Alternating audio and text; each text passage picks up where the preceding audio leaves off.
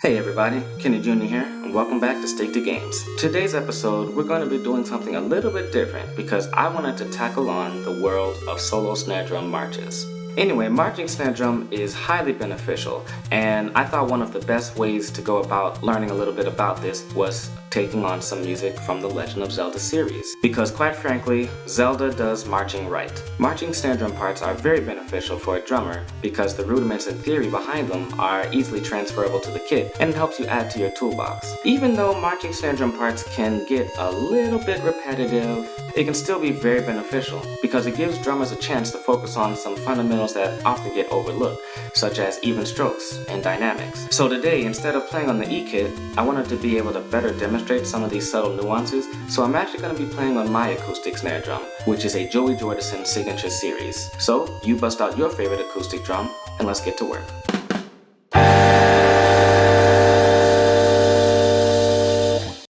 Alright, now snare drum notation goes very, very deep. I've selected 3 tracks from the Legend of Zelda series, each one with kind of a different approach on how to notate their snare drum parts. We're going to open up with Termina Field from Legend of Zelda Majora's Mask. Now get ready for the hottest of hot takes. Are you ready? The snare drum part on Termina Field is actually terrible. The way that it comes across in the game indicates poor notation, and it just doesn't give the kind of effect that marching snare drum should have. Now, we all know Koji Kondo was a genius, but you're fooling yourself if you don't want to admit that this was not his best work.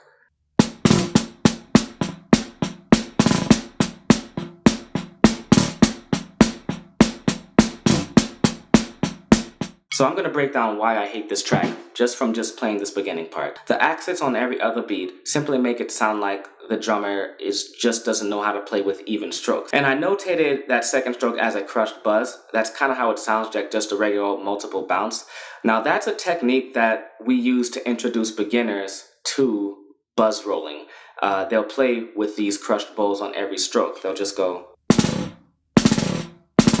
or rather we call them multiple bounce strokes. So that's what it sounds like, but what it should sound like is a continuous roll to give it the illusion of sustain. So here's how that part should sound.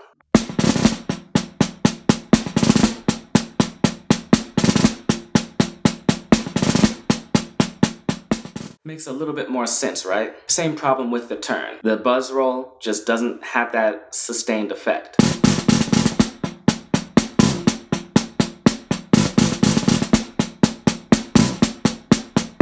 So here would be the better version of that. A sustained roll with a slight crescendo.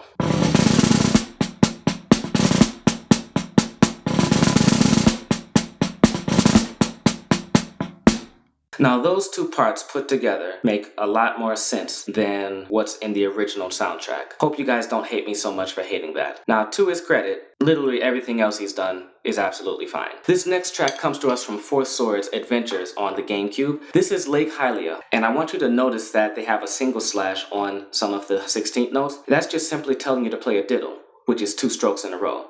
This one's pretty straightforward. So we want to come in on the end of 1, play 4 16th notes, which I call watermelon, diddle on the last stroke, 2 8th notes, apple, and then a dotted 8th note going into a 16th note roll.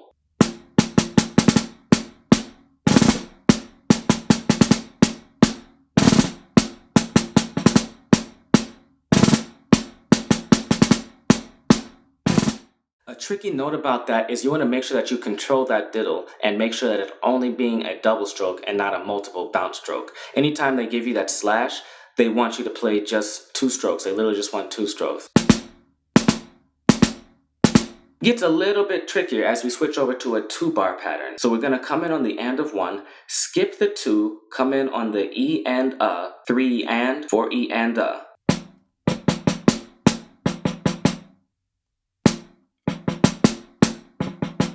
The second part of those 2 bars, an 8th note, 2 16th notes, 4 16th notes, 2 8th notes, and then a closed buzz roll.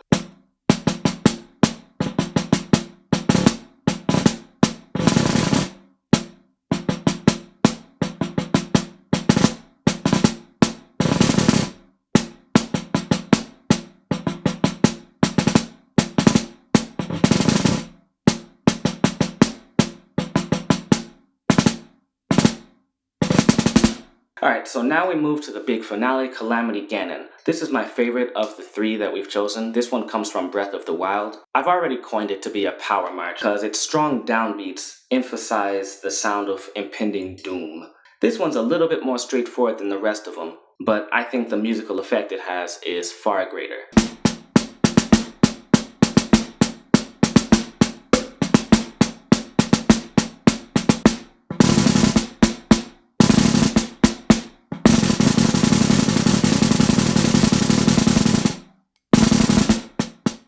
What I'm going to go ahead and do now is just play through all of them and switch songs as we go in between, just so you can hear them in actual practice.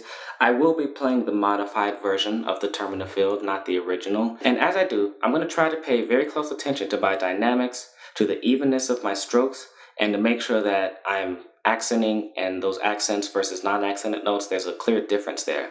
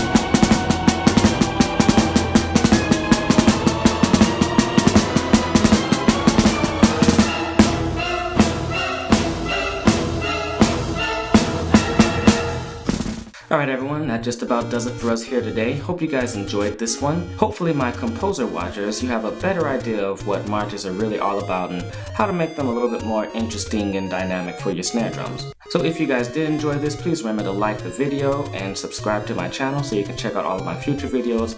Also remember to follow me on social media, and if you are making your own videos and use some of these patterns within your drumming, I would love to see those, so definitely send those videos my way. And a special shout out to the winners of our giveaway that we held last week, to Polygon Cove, winner of the Legend of Zelda 30th Anniversary Original Game Soundtrack Compilation, and to OG Chubby Chub, winner of the Dave Weckl Signature Series Drumsticks by Vic Firth. Congratulations, you two. And everyone else, keep checking back at the channel for our next giveaway to make sure you can have a chance as well to win one of our awesome prizes. Till next time, everyone.